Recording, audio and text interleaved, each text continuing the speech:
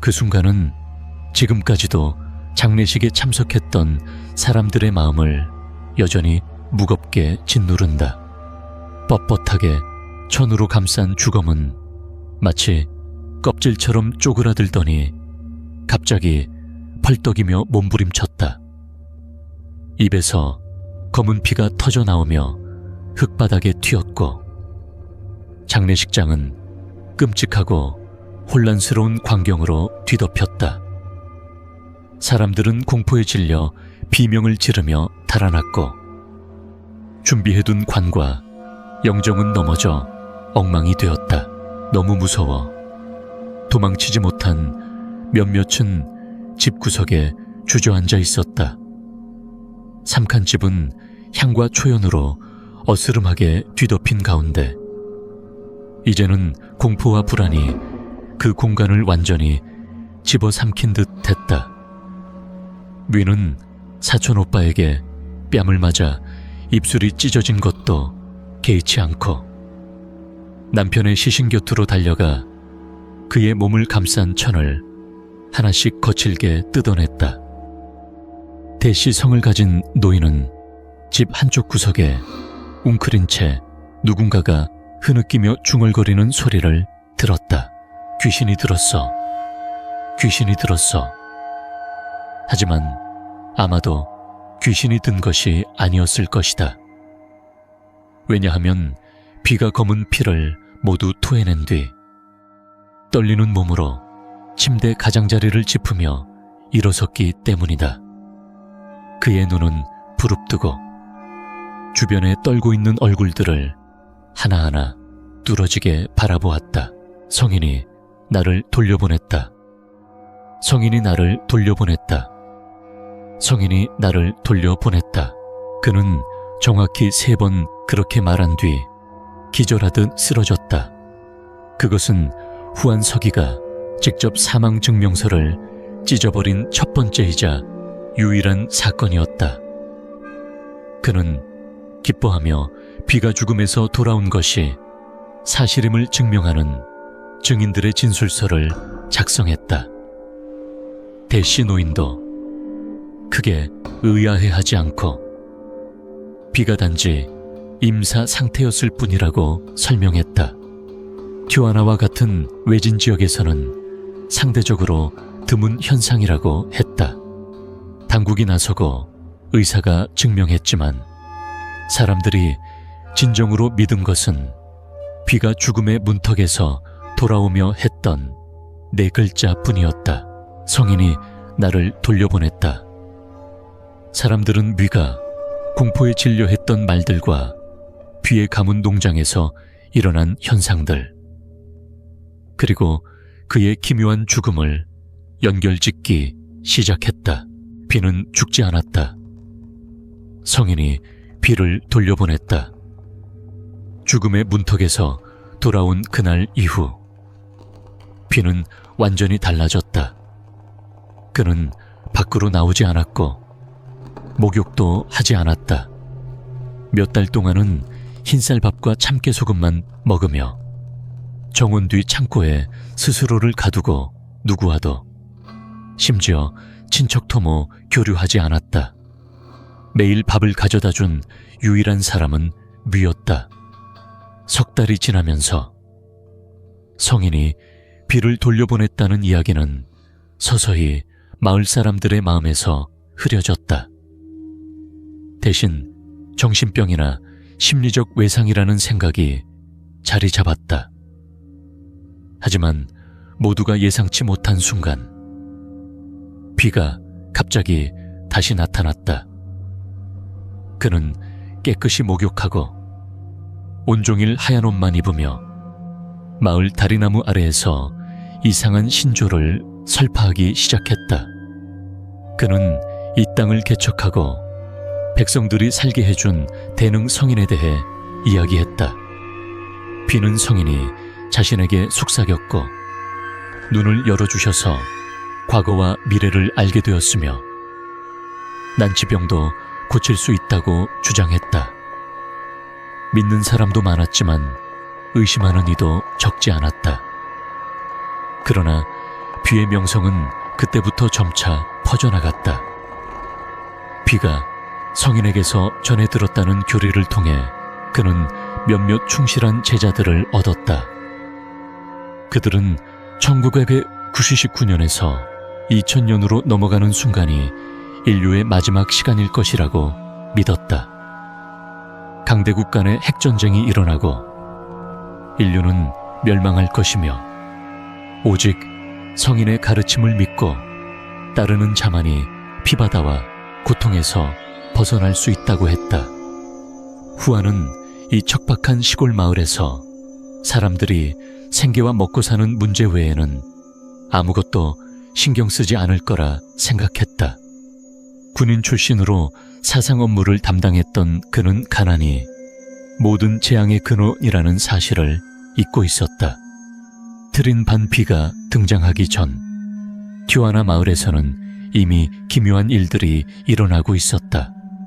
몇몇 가정의 소와 돼지가 먹이를 거부하고 병에 걸렸으며 명확한 증상이 없는 이상한 병에 걸려 나른하게 축사에 누워 햇빛을 피했다. 이는 많은 이들을 불안하게 했다. 더 심각한 것은 튜아나 마을의 마을 우물에서 귀신이 작귀한다는 소문이 퍼지기 시작한 것이다. 튜아나 마을에는 오래된 우물이 하나 있었다. 이 우물의 기원은 누구도 정확히 알지 못했지만 마을 전체의 생계가 이 우물에 의존했다. 우물물은 맑고 계절에 상관없이 결코 마르지 않았으며 언제나 시원했다. 우물 입구는 약 20m 너비였고 깊이는 아무도 알지 못했다. 어떤 이는 대나무를 이어 깊이를 재려했지만 끝이 바닥에 닿지 않았다고 했다. 마을 사람들은 이 우물이 지하의 샘물과 연결되어 있다고 믿었다. 하지만 1975년에 조사단이 와서 이곳은 연못이나 늪이 아니라 오래전에 식어버린 소규모 화산 분화구라고 했다. 태고의 용암맥이 물줄기로 바뀌어 지하에서 물이 솟아올라 이 분화구를 채웠다는 것이다. 우물에 대해 더 말할 필요는 없겠지만 한 가지 사건이 있었다. 10여 년 전 혼외 임신한 한 여성이 이 우물에서 투신 자살한 사건이었다. 그 후로 사람들은 우물이 신령스러워졌다고 믿었다.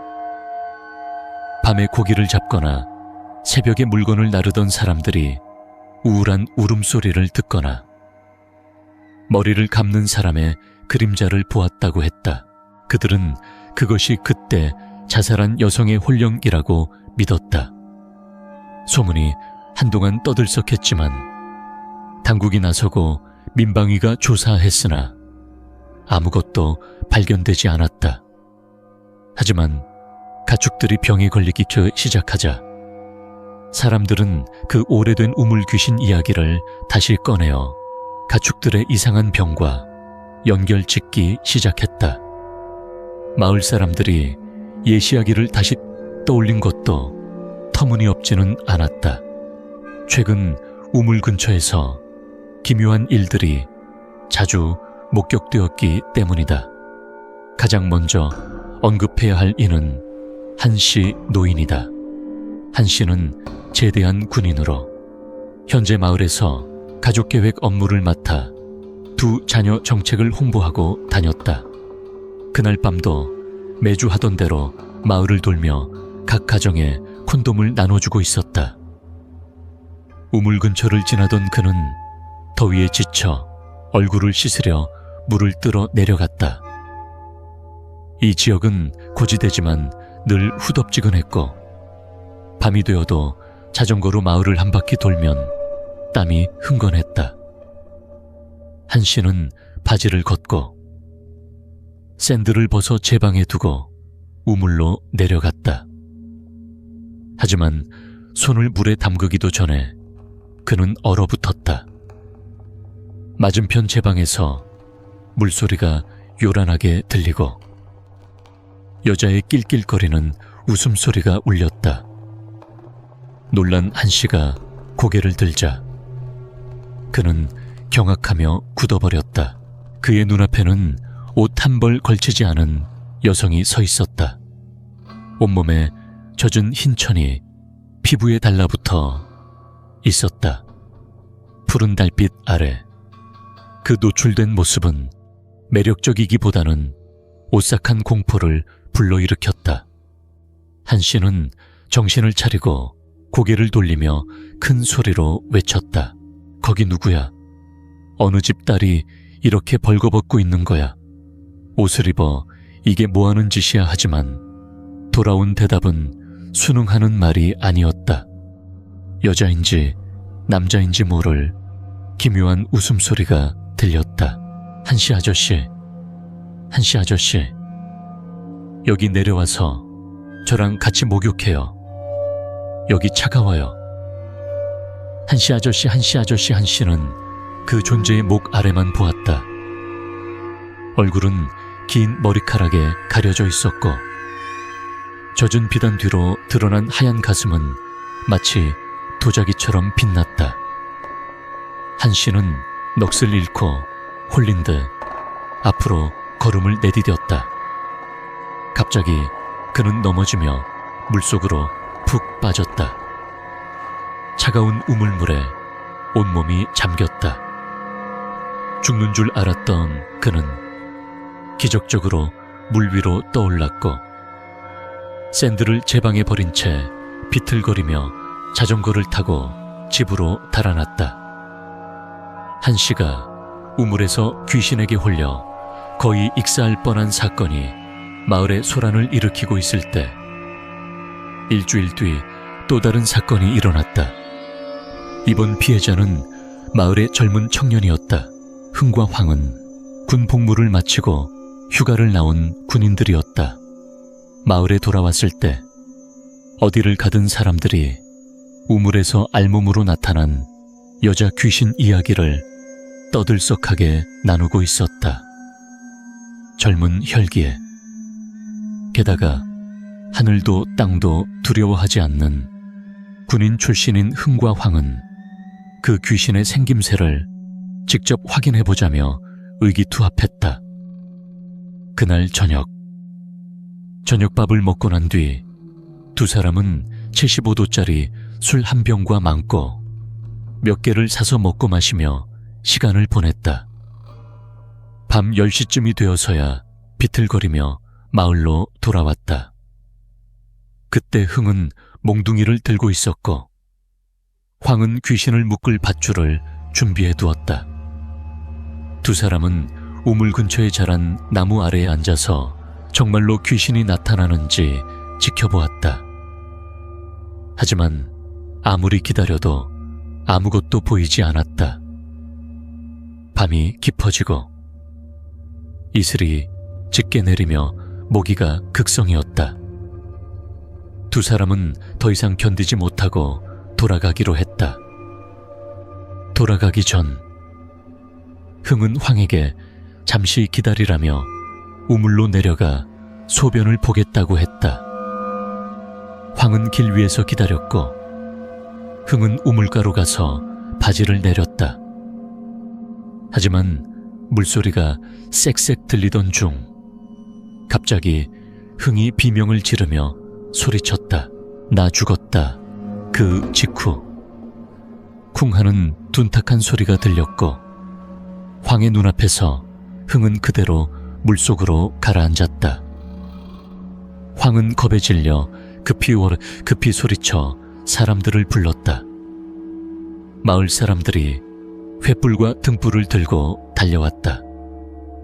그날 밤 마을의 청년들은 거의 잠을 이루지 못하고 번갈아가며 물속으로 뛰어들어 흥의 시신을 찾았다. 날이 거의 밝아올 무렵 마침내 흥을 물 위로 끌어올렸다. 그때 흥은 이미 딱딱하게 굳은 상태였다. 그의 뒷목에는 커다란 상처가 있었고 그 상처는 우물로 내려가는 계단에 묻은 핏자국과 일치했다. 가장 섬뜩했던 것은 그의 발목에 선명하게 새겨진 검보라색 손자국이었다. 그제야 사람들은 흥이 우물 속 여자 귀신에게 발목을 붙잡혀 계단에서 미끄러져 뒷목을 돌에 부딪힌 것이라고 수군거렸다. 혼외 임신한 여자의 혼령과 관련된 첫 번째 죽음은 온 마을을 충격과 소란으로 몰아넣었다.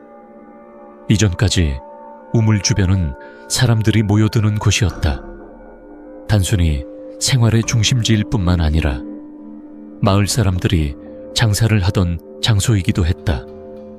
하지만 한씨가 귀신을 만난 이후, 그리고 흥이 목숨을 잃은 이후로 사람들이 점차 그곳을 멀리하기 시작했다. 그들은 모임과 장사를 멀리 떨어진 빈터로 옮겼고 더 이상 수의모 우물에서 생활용수를 길어오지 않았다. 모두가 우물이 저주받았다고 믿었다. 우물 속의 물귀신이 자신을 대신할 누군가를 끌어당겨야만 환생할 수 있다고 여겼다. 그 공포는 트린 밤 비가 등장할 때까지 이어졌다. 비는 하얀 도포를 입고 머리에 두건을 쓰고 정중히 손수건을 차고 마을 우물가로 찾아왔다. 그날은 장날이었다. 마을의 수백 가구가 모두 모여 있었다. 비는 맨발로 걸었지만 새하얀 옷차림에 학처럼 우아한 자태를 뽐내며 엄숙한 표정으로 갈색 천을 땅에 깔았다. 그 앞에 작은 방망이, 바나나 줄기, 삶은 달걀이 담긴 작은 그릇, 그리고 푸른 바나나 한 송이를 놓았다. 마을 사람들의 어리둥절한 시선 속에서 비는 갈색 천 위에 무릎을 꿇고 우물을 향해 얼굴을 돌린 뒤 눈을 감고 낮은 소리로 주문을 외우며 방망이를 두드렸다. 마을 사람들은 비가 무엇을 하려는지 몰라 놀라워했지만 약 30분 뒤 비가 자리에서 일어나 계단을 하나씩 내려가더니 손수건에서 하얀 천을 꺼냈다. 그는 제방 위에 서서 천의 한쪽 끝을 잡고 천을 물속으로 떨어뜨렸다. 천은 물속으로 가라앉았고 아래에서 물이 천을 적시며 서서히 위로 올라왔다. 비는 천을 팽팽히 잡아당기며 천천히 뒤로 물러섰다. 재물을 올린 쌀그릇 앞에 이르자 비는 천을 땅에 내려놓았다. 마을 사람들 앞에서 천 위에 갑자기 새카만 발자국이 나타났다. 그 발자국은 꽤 컸고 남자의 것처럼 보였으며 우물 아래에서 쌀그릇이 놓인 제방까지 이어져 있었다. 그제야 비가 이 의식을 통해 무엇을 하려는지 알아차린 몇몇이 급히 무릎을 꿇고 손을 모아 연부를 외웠다. 호기심에 지켜보던 다른 이들도 떨리는 눈으로 어리둥절하게 바라보았다. 누구도 이런 재령의식을 직접 목격하리라고는 상상하지 못했다.